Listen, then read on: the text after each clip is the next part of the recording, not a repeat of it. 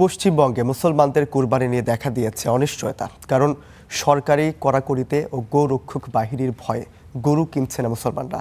এতে মুসলমানদের পাশাপাশি ঋণে জর্জরিত হিন্দু সম্প্রদায় গরু লালন পালনকারীরাও পড়েছেন চরম বিপাকে। এসব বিষয় নিয়েই আরও খবর জানাতে পশ্চিমবঙ্গ থেকে যুক্ত হচ্ছেন আমাদের সহকর্মী সুজিত দুয়ারি। আমরা সুজিত দুয়ারির সাথে এখন যুক্ত হব। সুজিত, শুভ সকাল। আর সেই সাথে স্টার নিউজ আপনাকে আমন্ত্রণ।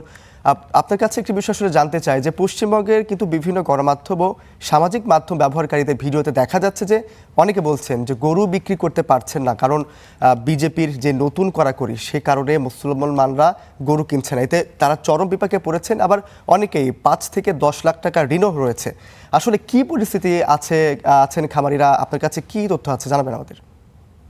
আপনাকে জানিয়ে রাখি যে এই যে সরকারি যে নির্দেশিকা সেটা কিন্তু পুরনো একটা নির্দেশিকা।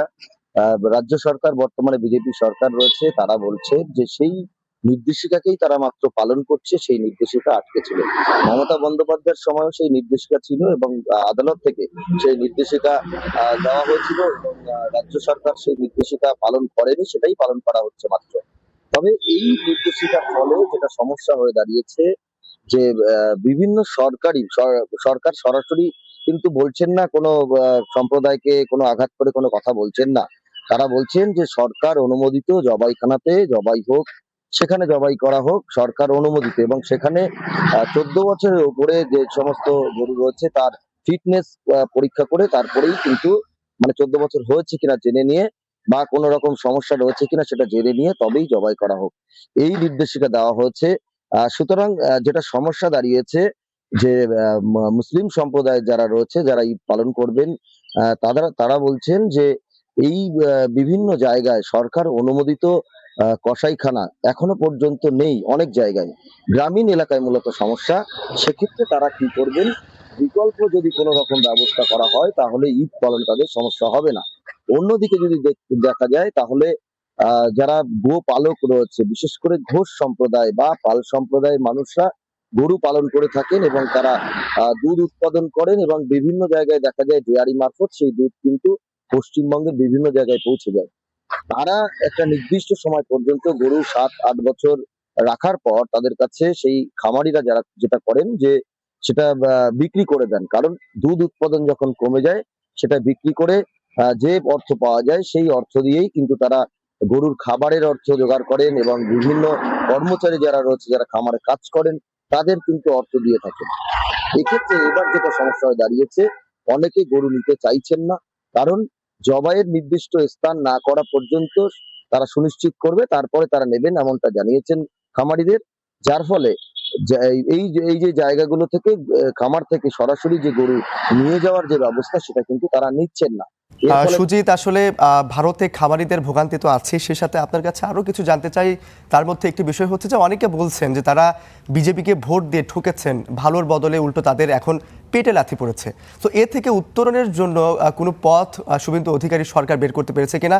জনগণকে কি নতুন কোনো সিদ্ধান্ত জানিয়েছে সরকার পক্ষ থেকে? এখনো পর্যন্ত নতুন কোনো সিদ্ধান্ত কিন্তু এখনো সরকার দেয়নি। সরকার যে সিদ্ধান্ত, পুরনো যে সিদ্ধান্ত রয়েছে সেটার কথাই জানিয়েছিল এবং সেটা বলবৎ করার চেষ্টা করছে। পাশাপাশি ঘোষ সম্প্রদায় বা পাল সম্প্রদায়ের যারা খামারি রয়েছেন বিভিন্ন সম্প্রদায়ের, তারা কিন্তু বলছেন যে তারা এই নিয়ে কিন্তু ডিএম বা পরবর্তীতে যারা ভিডিও রয়েছে তাদের কিন্তু দ্বারস্থ হতে পারেন এবং তারা তাদের সমস্যার কথা তুলে ধরতে পারেন। তবে এই নিয়ে কোনো বড় কোনো আন্দোলন বা বড় কোনো কিছু এখনো কোনো কিছু সিদ্ধান্ত নেওয়া হয়নি খামারিদের তরফে। তারা সরকারিভাবে জানাতে পারেন তাদের সমস্যার কথা, এমনটা কিন্তু আমরা জানতে পেরেছি। তবে সরকার এখনো পর্যন্ত তাদের যে বিবৃতি যেটা জানানো হয়েছিল তারপর থেকে কিন্তু কোনো রকম নড়চড় হয়নি, একই অবস্থায় রয়েছে। গ্রামীণ যে ছোটখাটো হাট ছিল, যার সরকারি অনুমোদন নেওয়া ছিল না, সেটা কিন্তু বন্ধ হয়ে গিয়েছে। সুতরাং গরু কেনাবেচার যে হাট রয়েছে গ্রামীণ এলাকায় সেটাও কিন্তু এখন সেই অর্থে দেখা যাচ্ছে না। বিষয়টি আসলে বলছিলাম যে সরকার পক্ষ থেকে কিন্তু বলা হয়েছে যে 14 বছর এর কম বয়সী গবাদি পশুকে আসলে জবাই করা যাবে না। আমরা সবাই জানি যে গবাদি পশুদের আসলে আয়ুকাল এত বেশি হয় না। এখন এই 14 বছর ধরে একটি গরু লালন পালন করা কি আদৌ সম্ভব? একদমই না, একদমই না। 14 বছর পর্যন্ত রাখা কিন্তু অনেকটাই সমস্যাদায়ক, কারণ গরু 7-8 বছর বা 10 বছর পরে যেমন তার দুধ উৎপাদন যেমন কমে যায়, তেমনি শারীরিকভাবেও অনেকটা অসুস্থ হয়ে পড়ে, এবং অসুস্থ গরু কেনার ক্ষেত্রেও কিন্তু একটা সমস্যাদায়ক রয়েছে। কেন কেউ জেনে শুনে অসুস্থ গরু কিনবে? এবং এক্ষেত্রে ফিটনেস সার্টিফিকেট কারা দেবেন? সরকার বলছে যে পঞ্চায়েত সমিতির সভাপতি বা পুরসভা এলাকার পুরসভার পুরপ্রধান বা পশু চিকিৎসা তারা দেবে।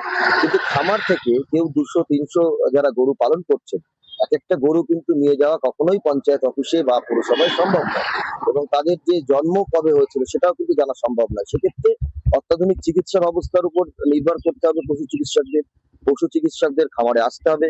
কিন্তু এক্ষেত্রে এখনো পর্যন্ত দেখা যায়নি যে পশু চিকিৎসকরা তারা খামারে সরাসরি এসে বয়স নির্ধারণ করছেন।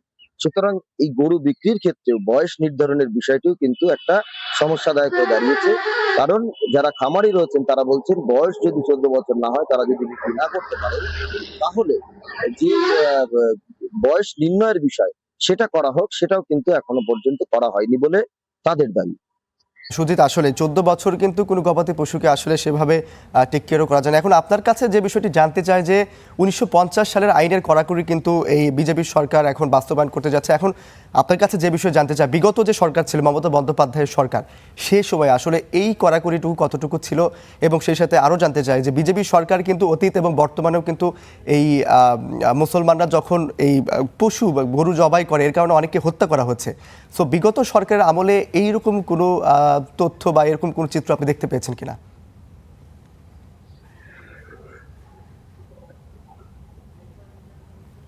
দেখুন, বিগত সরকারের সময় যেটা যেটা যে আইন ছিল, সেই আইন কিন্তু একেবারে প্রথম থেকেই রয়েছে। 1950 সালের যে আইন, সেটা হচ্ছে প্রাণী হত্যা মামলাটা। সেই আইনের পরিপ্রেক্ষিতে 2018 সালে একটি সুপ্রিম কোর্ট এবং কলকাতা হাইকোর্ট একটি রায়দান করে, এবং সেটা কিন্তু সাবেক মুখ্যমন্ত্রী মমতা বন্দ্যোপাধ্যায় সহ, এই রাজ্যে তখন মমতা বন্দ্যোপাধ্যায় ছিলেন। এবং 2022 সালে একেবারে সেই আইন লাগু করার কথাও বলা হয়, কিন্তু সেই আইন কোথাও মমতা বন্দ্যোপাধ্যায় লাগু করেননি। তিনি চেষ্টা করেননি যে সেই আইন লাগু করা হোক। এই সরকার আসার পরে, অর্থাৎ বিজেপি সরকার আসার পরে সেই আইন লাগু করার চেষ্টা করছে। তারা নতুন করে যে আইন তৈরি করে নতুন কিছু প্রেসারে ফেলার চেষ্টা করছে একটা সম্প্রদায়কে, এমনটা কিন্তু নয়। কারণ সরাসরি সরকার যেটা বলছে, পুরনো আইনকেই তারা একটা সম্মান জানাচ্ছেন, পুরনো আইনকেই তারা আইনটার পথটাই দেখাচ্ছেন। অর্থাৎ আইন কোথায় প্রক্রিয়া থমকে ছিল সেটাই সচল করার চেষ্টা করছেন। তবে যেটা সমস্যার হয়ে দাঁড়িয়েছে, খামারিদের এই যে সমস্যা, বা যারা কিনছেন, গরু কিনতে আসতেন এতদিন, যারা অগ্রিম টাকা দিয়ে রেখেছিলেন, তারাও গরু নিতে আসছেন না। সেক্ষেত্রে খামারিরা কি করবেন? তাদের সমস্যা কি হবে? তাদের সমস্যার কথা আদৌ কি সরকারের কান পর্যন্ত পৌঁছবে, বা সরকার এইদিকে কোনো নমনীয়তা ভাব দেখায় কিনা, সেটাই কিন্তু আমাদের এখন নজর থাকবে। সুজিত, আসলে আর কয়েকদিন পরেই কিন্তু কুরবানির ঈদ। এখন এই ঈদকে কেন্দ্র করে যারা মুসলমান আছেন তারাও হয়তো বা কুরবানি দিবেন, তাদের কিন্তু এখন এই ভোগান্তির মধ্যেই পড়তে হচ্ছে। এখন আপনার কাছে জানতে চাই যে এই যে কুরবানির ক্ষেত্রে এমন কড়াকড়িতে মুসলমানরা কিভাবে কোরবানি দিবে, কি বলছেন তারা? দেখুন, আমরা কয়েকজন ইমামের সঙ্গে কথা বলেছিলাম। তারা বলছেন যে সরকার যে সিদ্ধান্ত নিয়েছে, তাহলে তারা কিছুটা রাগের মতো করেই বলছেন, কিছুটা ক্রুদ্ধ হচ্ছেন তারা। তারা বলছেন যে আমরা গরু তাহলে জাতীয় পশু ঘোষণা করা হোক। আমরা জাতীয় পশু সেখানে নিধন করা যাবে না, জবাই করা যাবে না। সেক্ষেত্রে আমরা অন্য উপায় অবলম্বন করব। অর্থাৎ আমরা মুরগির মাংস, আমরা খাসির মাংস বা ছাগলের মাংস খাবো, এমনটা কিন্তু তারা বলছেন। সুতরাং ঈদ তারা পালন করবেন, কিন্তু পন্থাটা অন্য হবে। কিন্তু এই জায়গায় দাঁড়িয়ে যারা হিন্দু সম্প্রদায়ের যারা গোপালক রয়েছে, তারাও কিন্তু সমস্যায় পড়েছেন। অর্থাৎ এই সময় তারা গরু বিক্রি করতে পারছেন না, এবং তাদের যে দেনা রয়েছে, যে পশু খাবারের দোকান থেকে তারা খাবার নিয়ে আসতেন, বা কর্মচারীদের যে বেতন দেবেন, সেটা দিতে পারছেন না। সুতরাং এই সমস্যা রয়ে দাঁড়িয়েছে। কিন্তু ঈদ পালন যে থেমে থাকবে, মুসলিম সম্প্রদায় যে থেমে রাখবেন, সেরকমটা নয়। তারা ঈদ পালন করবেন, কিন্তু পন্থাটা একটু পরিবর্তন হচ্ছে। সব ঠিক থাকলে হয়তো 28 তারিখ ঈদ হতে পারে। সেটা সৌদি আরবে চাঁদ ওঠার পরে, যেটা নির্ভর করে চাঁদ দেখা যে কমিটি রয়েছে, তারা সিদ্ধান্ত নেবেন অবশ্য নির্দিষ্ট ডেট কবে হয়। তবে কয়েকদিন হাতে আর কয়েকদিন আছে ধরা যায়। কিন্তু সেই সময়ের মধ্যে সরকারি সমস্ত নথি জোগাড় করে পুনরায় কোনো একটা হাটের অনুমোদন নেওয়া, কোনো বা জবাইখানার অনুমোদন নিয়ে জবাই করার প্রক্রিয়া শুরু করা কিন্তু কার্যত অসম্ভব। সুতরাং যে সরকারি জবাইখানা রয়েছে, সেখান থেকেই কিন্তু মাংস নিতে হবে মুসলিম সম্প্রদায় যারা রয়েছে তাদের।